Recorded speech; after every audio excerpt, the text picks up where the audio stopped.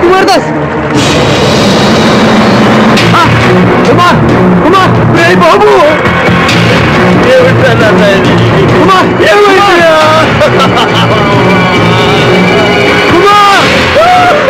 నీళ్లు కక్కడానికి అతను బ్రతికినాడు భవానీ ప్రసాద్. నీ కుట్రకి ఎప్పుడో బలైపోయాడు.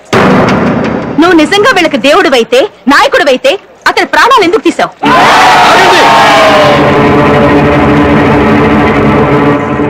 ఆహా, వాళ్ళు నరికేవాళ్ళు, నువ్వు ఆపేవాడివి. నటరాజును మించిపోయిందయ్యా నీ నటన. నట సింహం అని బిరుదు పెట్టుకోరాదు. శివనాగేశ్వరి, నువ్వెన్ని అబద్ధాలు చెప్పాలని చూసినా ఈయన మా దేవుడే. ఈ పలనాట పుట్టిన సింహం. నా బిడ్డ చావుకి ఈయనకి ఏ సంబంధం లేదు. ఉంది. నిన్న నువ్వు నీ కొడుకు నన్ను బెదిరించారు. పలనాడు వదిలి వెళ్ళిపోమన్నారు. అందుకే ఈ రోజు మా వాళ్ళందరినీ నేను పిలిపించుకున్నాను. నా కూతురికి వీడితో ఈ కార్తీక అమావాస్య సాక్షిగా పెళ్లి చేయాల్సిందిగా నేను నిలదీయడానికి వచ్చా. కానీ వీడు బతుకుంటేనే కదా సమస్యని నీళ్లలోకి మునుగ్గానే నువ్వే ముక్కు మూసి వాడిని చంపేశావు. ఇది ప్రమాదవశాత్తు జరిగిందా, కావాలని చేశావా అని చెప్పాల్సింది నువ్వు మేము కాదు, కోర్టు. ఆ రోజు అధర్మాన్ని మోసుకొచ్చారని మీరు మమ్మల్ని మందలించారు. ఈ రోజు ధర్మాన్ని మోసుకెళ్లాలనుకుంటున్నాను. దయచేసి జీపెక్కండి. ఆగండి. మనుషులతో వ్యాపారం చేయడం చూశాను గాని శవాలతో వ్యాపారం చేయడం, పీనుగుడితో రాజకీయం చేయడం ఇప్పుడే చూస్తున్నాను.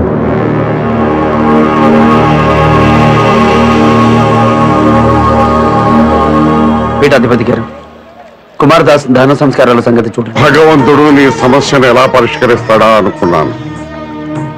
ఎలా పరిష్కరిస్తున్నాడన్నమాట. మానవుడికి రెండు కళ్ళు, భగవంతుడికి లోకమంతా కళ్ళు. ఆ సర్వసాక్షికి, నా మనసాక్షికి తెలిసిన నిజం ఇది. చట్టాన్ని గౌరవిద్దాం.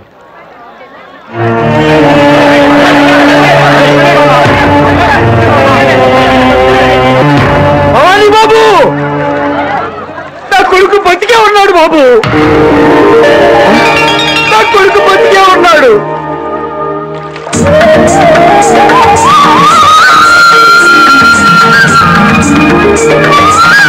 బాబు, నా కొడుకు బతికే ఉన్నాడు బాబు. తొందరగా ఆసుపత్రికి వదండి. పీఠాధిపతి గారు, కార్తీక అమావాస్య పర్వదినం నాడు ఆచారం ఆగడానికి వీల్లేదు. మీరు ఊరేగింపు కొనసాగించండి. అలాగే. ఊరూరంతా కార్తీక అమావాస్య ఊరేగింపులో ఉంటుంది. వీధుల్లో అంతా ఊరేగుతూ ఉంటారు. జనం ఆ ఊరేగింపుని చూస్తూ ఉంటారు. గురిజాల చంద్రుడు వాడి కొడుకు తప్ప హాస్పిటల్లో ఎవ్వరూ ఉంటారు. అందువల్ల ఇదే అదునుగా వెళ్లి చచ్చిపతికి నా కుమార్ని చంపేద్దాం. సాక్షులు ఎవరు చూసినా వాళ్ళని నరికేద్దాం.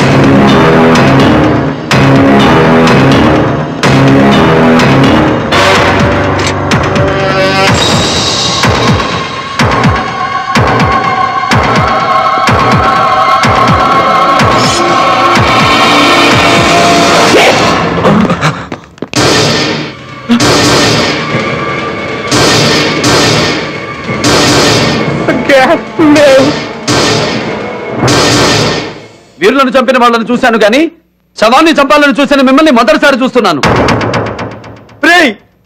నా కొడుకు చచ్చిపోయాడురా. వాడిని చంపింది మీరేనన్న నిజం బయట పెట్టించడానికే వాడు బతికున్నాడని అబద్ధం చెప్పారు. బతికున్నప్పుడు నా కొడుకు భవానీ బాబుని తలదించుకునేలా చేసినా చచ్చిపోయి ఇలా ఉపయోగపడ్డాడురా. అదిరా కన్నమ్మదాసు రాజభక్తి. ఈ నిజాన్ని ఒప్పుకుని మీరంతటి మీరే చట్టానికి లొంగిపోతారా, నా చేతుల్లో చచ్చిపోతారా?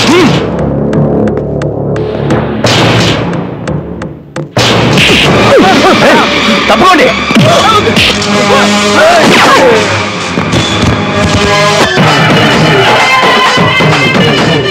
నాగులేటుంటున్నా లాంచీలు పెట్టించా. ఆడికి ఏం తెదాలని పాఠాలు మిగులుంటాయి. అంట్రా పరిగెత్తండి.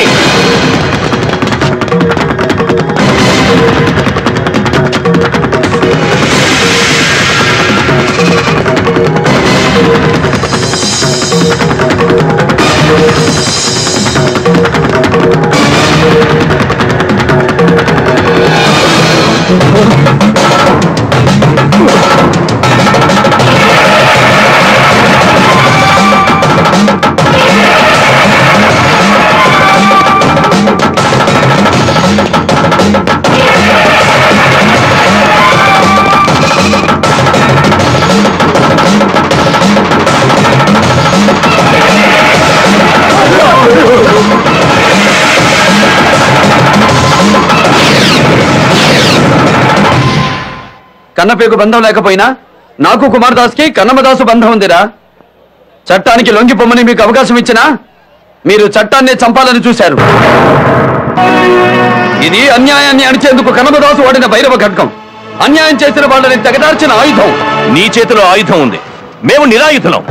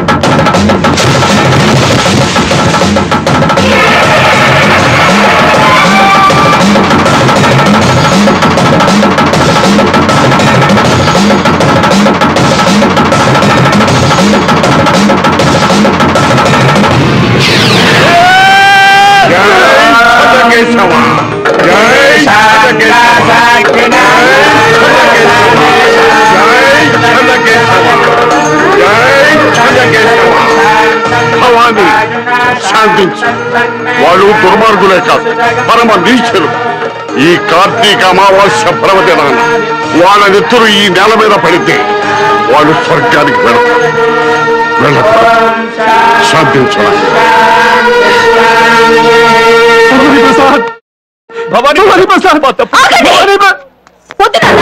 అతనికి చేతులు జోడించద్దు. పరువు కంటే ప్రాణాలను తక్కువగా చూసే వంశం మనది. పరువు కోసం అమ్మని చెప్పావు, అక్కని చెప్పావు. ఇప్పుడు చేతులు జోడించి నమస్కరిస్తే మన వంశం ఏమవుతుంది? పోరాడండి నాన్న, ప్రాణాల కోసం కాదు, పరువు కోసం. శివనాగేశ్వరి, వీళ్ళ నాతో పోరాడేది. నేను గట్టిగా శ్వాస పీల్చి వదిలితే ఆ గాలి వేడికే మాడిపోతారు. కాదు, నా కళ్ళలో కసి చూడు. ఆ కసికి నువ్వు మాడిపోవాల్సిందే. చూడు, కళ్ళలోకి చూడు. నీ కళ్ళల్లో భక్తుడి కళ్ళల్లో భగవంతుడు కనిపించినట్టు నేనే కనిపిస్తున్నాను. నేను ఒప్పుకోను. నువ్వు నా శత్రువే. నీతో నేను పోరాడతాను. పిటికెడితో పిసికితే పిచ్చుక పిల్లలాగా చేస్తావు. నీతో నేను పోరాడను ఏంటి? మరి నా కక్ష తీరేదేలా? భీష్ముడిని సెకండ్ అడ్డు పెట్టుకుని అర్జునుడు చంపినట్టు సెకండ్ ఇలా నిన్ను అడ్డం పెట్టుకుని నన్ను వాడు చంపినా సరే, నువ్వు చంపినా సరే చంపు. భయపడుతున్నావా? నన్నేమైనా చేస్తే వాళ్ళు నీ మాంసముద్దలు కూడా కనిపించకుండా ఈ నేలలో కలిపేస్తారని? నా మీద ఆమె నన్ను చంపాలనుకుంటే చంపి వెళ్ళడానికి నేను అనుమతిస్తున్నాను. ఎవరు ఎదురు తిరగకూడదు.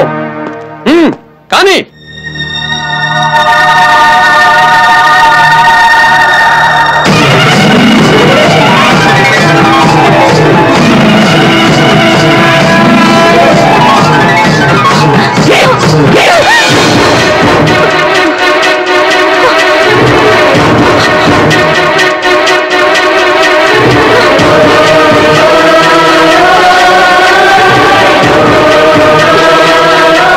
నేను చంపడమే కాదు, నా మూలంగా ఒక ఆడది చనిపోయినా నేను పలనాటి పెట్టను కాదు.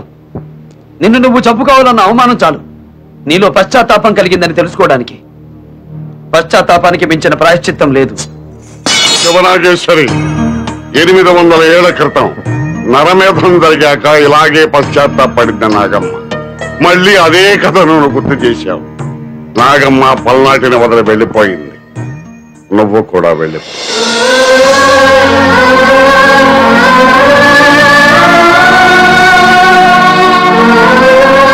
భవాని, నీ ధైర్యం నాకు నచ్చింది. నీ తెగింపు నాకు నచ్చింది. తగువతో మా ఇంటికి రాకముందు నిన్ను చూసుంటే మగ్గుగా మనసు పడి ఉండేదాన్ని.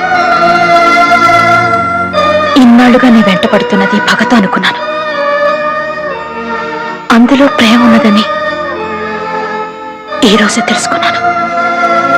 ఈ జన్మకి శృతి నీ భార్య, మరో జన్మంటూ ఉంటే నీ ప్రియురాలుగా పుడతా, నిన్నే పెళ్ళాడతా.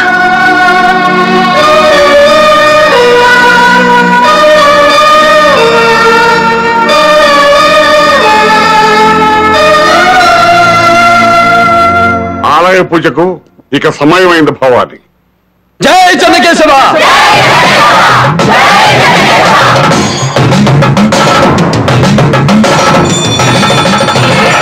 800 సంవత్సరాల క్రితం బ్రహ్మనాయుడు నాగమ్మ పుట్టారు.